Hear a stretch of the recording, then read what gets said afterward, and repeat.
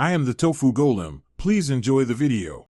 In this video, I will show how to replace an Audi Q5 key fob battery.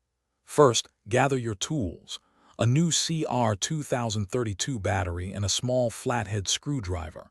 Make sure you have a clean, well-lit area to work in. This simple task can save you a trip to the dealership and keep your key fob working perfectly. Let's get started with the first step. Now, let's open the key fob. Find the small release button on the side and press it firmly.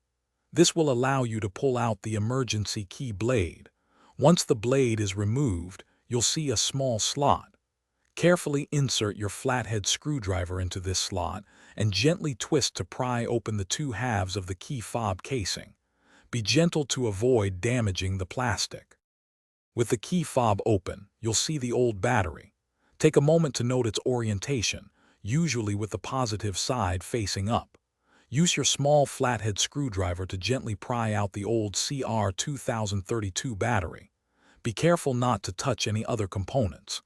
Now, insert the new CR 2032 battery, ensuring the positive side is facing the same direction as the old one.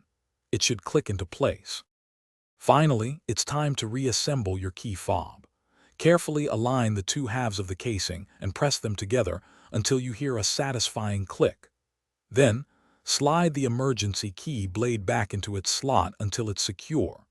Don't forget to check the description for a link to some fantastic leak-proof meal prep containers and other great deals. Now, test your key fob by locking and unlocking your car doors to ensure everything is working correctly. You've successfully replaced your battery. Thanks for watching. Consider subscribing if we helped you today.